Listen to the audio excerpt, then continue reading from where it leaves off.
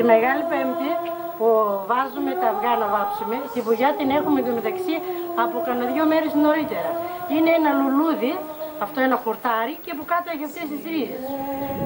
Το βγάζουμε, το πλένουμε, το χτυπάμε για να φανεί η βουλιά και το βάζουμε μετά, βράζει, εντωμεταξύ βάζουμε και τα αυγά στη συνεχεία και βάφουμε.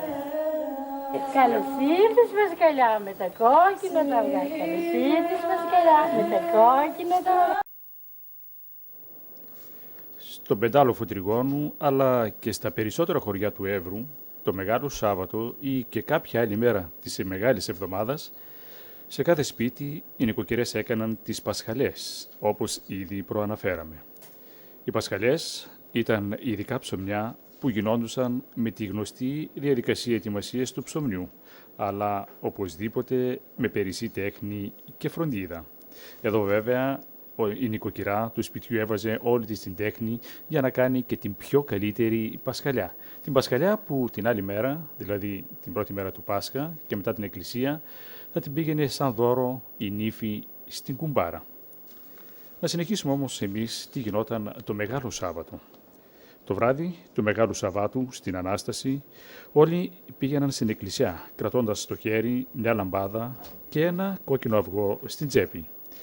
Όταν ο παπάς έλεγε το Χριστός Ανέστη, έβγαζαν τα κόκκινα αυγά και τα τσούγκριζαν. Όταν γύριζαν στο σπίτι, τα καθάριζαν και τα άτρωγαν. Μετά την Ανάσταση, προσπαθούσαν να πάνε τη λαμπάδα τους αναμένη στο σπίτι. Έσβηναν την καντήλα από τα εικονίσματα και την άναβαν με το φως της Ανάστασης. Μετά τσίρωναν τα ζώα, για να μην τα πιάνει η μύγα, όπως έλεγαν χαρακτηριστικά.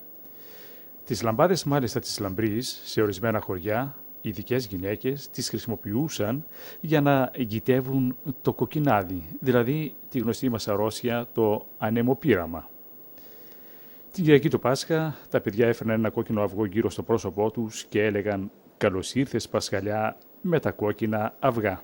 Κάτι δηλαδή που είδαμε στο χωριό Πεντάλοφο να το κάνει μια κυρία στο μικρό παιδάκι. Σε άλλα χωριά, κυρίως προσφυγικά του Εύρου, όπως το φυλακτό του Δήμου Τυχερού, μετά τη Δεύτερη Ανάσταση γινότανε στο προάβλιο της Εκκλησιάς και γίνεται και μέχρι και σήμερα το χαράτσι, δηλαδή δημοπρασία των δώρων, που έκαναν οι κάτοικοι του χωριού τη Μεγάλη Παρασκευή στον επιτάφιο.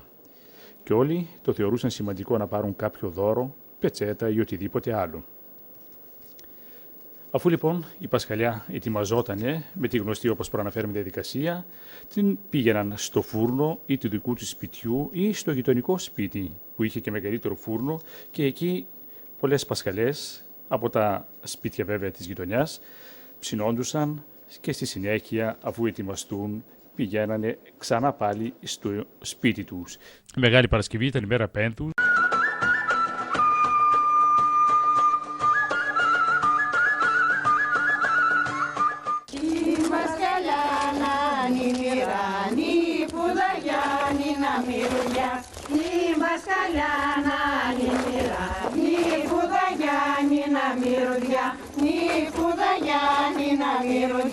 Πάει να βγάλει σιρνόχουμα, νύφουδα Γιάννηνα μυρωδιά. Πάει να βγάλει σιρνόχουμα, πάει να βγάλει σιρνόχουμα, σιρνόχουμα μπατόχουμα.